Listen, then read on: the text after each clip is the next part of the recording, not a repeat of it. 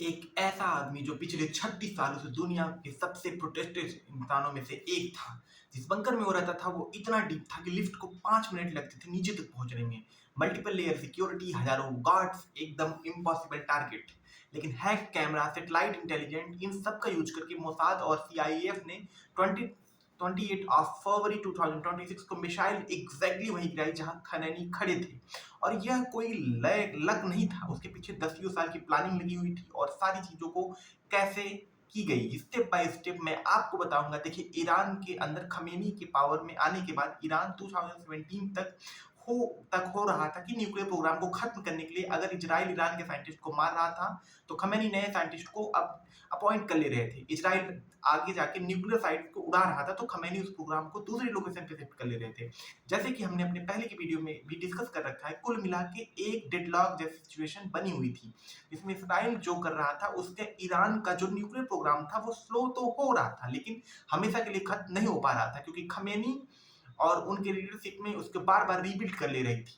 और ये जो टाइम चल रहा था उस पर्टिकुलर टाइम पर इजराइल के एजेंडा के अंदर खमैनी को मारना इनका एम नहीं था, न्यूक्लियर प्रोग्राम को खत्म करना इनका एम था। लेकिन इसका एक साल बाद यानी 31 जनवरी को 2018 को एक ऐसी चीज होती है कि जो इजराइल की सारी स्ट्रेटेजी को एक बहुत बड़ा शिफ्ट लेके आ जाती है।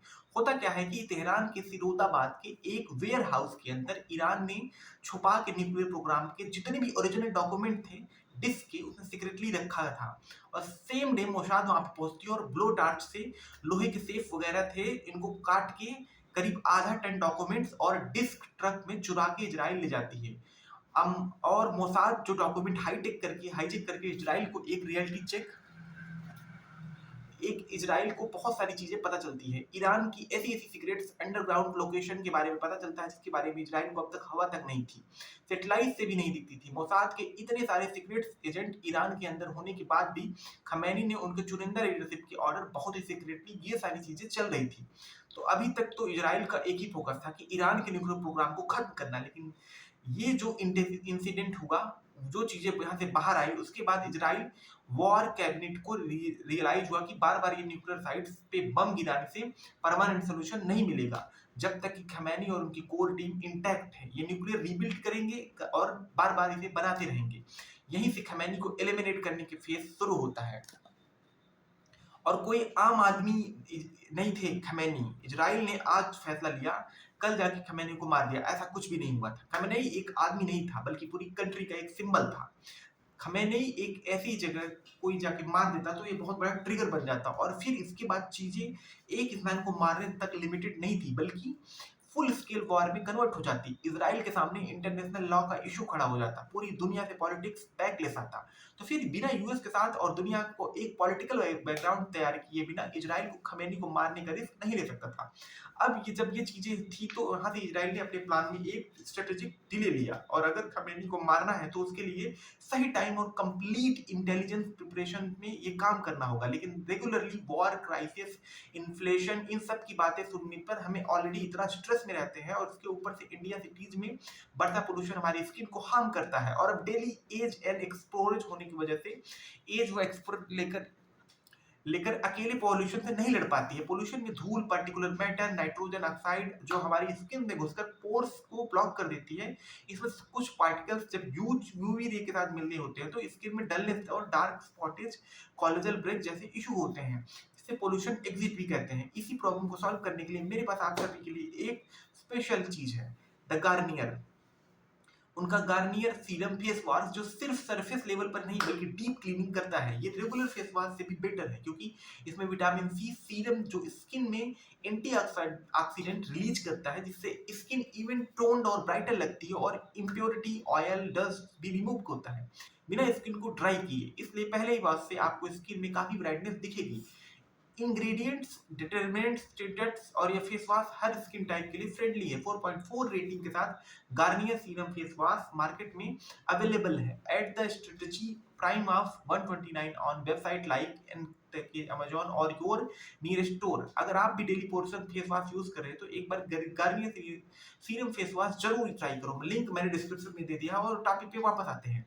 इजराइल ने दो चीजें साइलेंटली स्टार्ट की थी। सबसे पहले ग्राउंड प्रिपरेशन स्टार्ट की थी, जबकि खमेनी पे स्ट्राइक करने का टाइम आया तो इजराइल के पास रियल टाइम डेटा हो, लोकेशन हो, movement patterns, bunker access, security protocol, पूरा का पूरा ब्लूप्रिंट रेडी हो।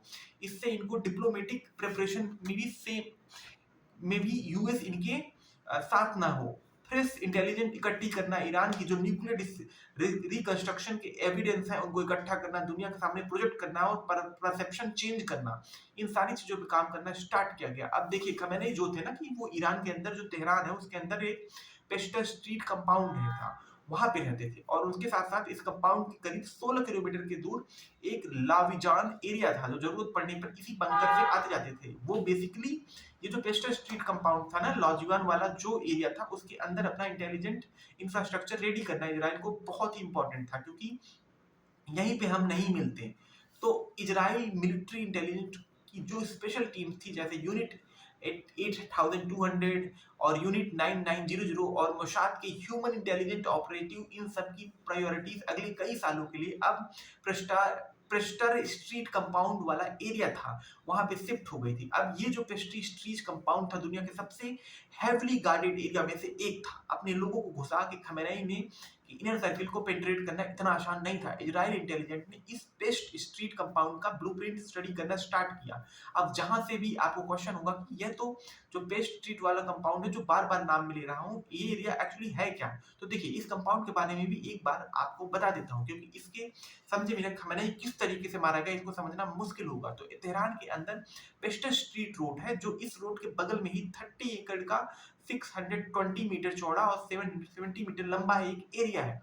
इस एरिया को पेस्टर स्ट्रीट कंपाउंड या फिर कभी कभी मोताहारी कॉम्प्लेक्स भी बोलते हैं। और इस कंपाउंड के अंदर अगर आप यहाँ पे यह देखेंगे तो यह जो बैत रहबरी है जहाँ पे खमेनी का घर और ऑफिस है, कई बार न्यूज में इस हाउस ऑफ लीडरशिप भी बोलते हैं। और खमेनी इस बैत रहबरी कंपाउंड के अंदर ही एक इमाम खमेनी हुसैनी नाम के एक एरिया है जहाँ पे खमेनी पब्लिक से मिलते हैं। और इसके बगल में अगर आप देखोगे तो इधर एक ईरानियन प्रेसिडेंट का ऑफिस है, supreme national security council Khamenei के जो बेटे मुस्तफा खमेनी का है, इसमें भी एक ऑफिस है यहीं पे है। और इस कंपाउंड से थोड़ी सी दूर पर आप देखोगे तो supreme court ministry of intelligence का हेडक्वार्टर और IRGC हेडक्वार्टर, ऐसे 50 से ज्यादा टॉप ईरानी गवर्नमेंट के ऑफिसेस हैं। तो इससे आप आइडिया लगा सकते हैं कि कितनी इंपॉर्टेंट और सिक्योर जगह होगी है। इस पूरे कंपाउंड को 3 लेयर में सिक्योर किया गया है। जो सबसे अंदर की लेयर है वो खमेनी और के घर और ऑफिस से बैद या रहबरी के 500 मीटर के रेडियस में एक्टिव रहती है। वली अम्र के जो गार्ड हैं उनकी सिक्योर करते हैं। डायरेक्टली ये लोग खमेनी को रिपोर्ट करते हैं और किसी और को नहीं करते हैं। इसके बाद जो सेकंड लेयर है वो 350 मीटर की रेडियस तक एक्टिव रहती है।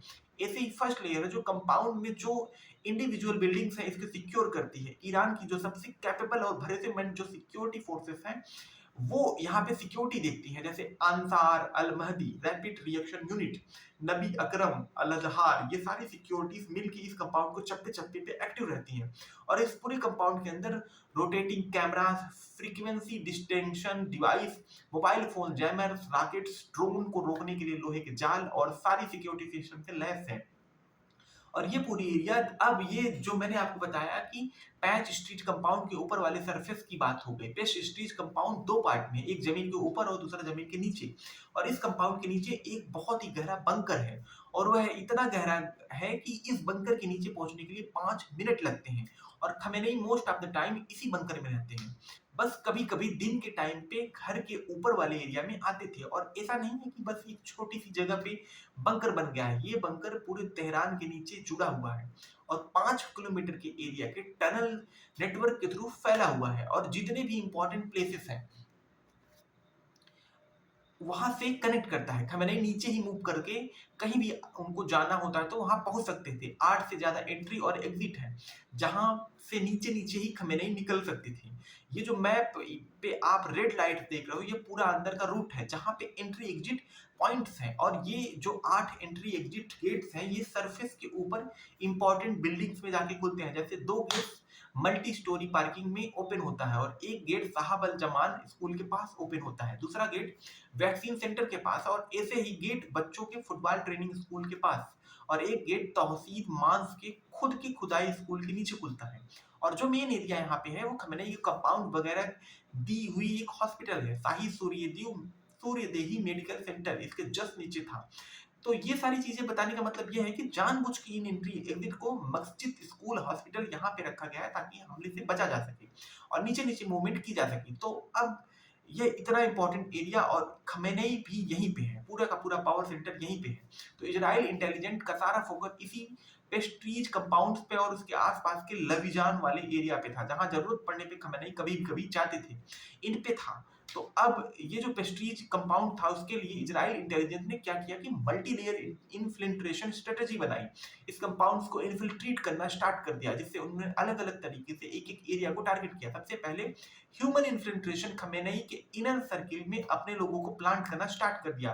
कंपाउंड के अंदर जो मेंटेनेंस स्टाफ था, इलेक्ट्रीशियन, प्लम्बर, क्लीनर्स, कुछ इजराइल ने अपने प्लांट्स किए और कुछ रिक्रूट किए, कुछ को खुद ही कॉम्प्रोमाइज हुए और कुछ लोकल को भी पकड़ा जो खमेनेई की लीडरशिप के खिलाफ थे। उन्होंने इजराइल से हायर किया। ये लोग कंपाउंड के अंदर डायरेक्टली नहीं जाते थे, लेकिन कंपाउंड के आसपास रह के फूड डिलीवरी जो कंपाउंड से वेस्ट निकलता था उसे उठा के देखते थे कि उससे कुछ है कि नहीं है। कंपाउंड मूवमेंट रिपोर्ट करना ये सारा काम करते थे। इस कंपाउंड के अंदर से जो कचरा निकलता था उसको भी एनालाइज किया जाता था और इसके साथ साथ हैवी टेक्नोलॉजी सर्विस लॉन्च भी स्टार्ट किए गए। खमेनेई के guard, cook, doctor, Israel company के एनएसओ ग्रुप के स्पाईवेयर पेगासस के फोन को हैक करना स्टार्ट कर दिया। इसके साथ साथ रूट मैपिंग भी की गई, जितने एस्केप रूट्स थे हर बंकर की एंट्रेंस पे, मूवमेंट पे, सब कुछ मैप किया गया। एक चीज और, एंट्री गेट किस बिल्डिंग से कनेक्ट करता है और सारी इजराइल इंटेलिजेंस ईरान में हजारों ड्रोन्स स्मगल करके लाए थे और उनको अलग अलग एरिया में छुपाना स्टार्ट कर दिया। अब ये ड्रोन क्यों लाए गए थे, ये स्मगल करके यही अभी आगे आएगा और अब ये अभी आगे आएगा और इजराइल कि जेट्स एंट्री करेंगे खमेनेई को मारने के लिए, तब ये वाला पार्ट आएगा। तो ये सारी चीजों की प्रिपरेशन चल रही थी और जब ये सारी चीजें चल रही थी उसी टाइम पे इजराइल इंटेलिजेंस के हाथ बहुत ही इंपॉर्टेंट चीज लगती है जो सबसे बड़ी गेम चेंजर निकली।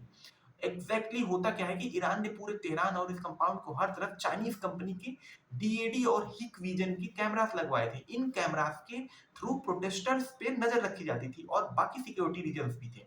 लेकिन इसकी दिक्कत ये हुई कि इन कैमरास के अंदर के एक रिमोट कोड एग्जीक्यूशन बग था, जिसकी वजह से होता क्या था कि इन कैमरों का फर्मवेयर यानी कि सिस्टम सॉफ्टवेयर अपग्रेड ना करो तो कोई भी हैक रिमोटली इसे हैक कर सकता था।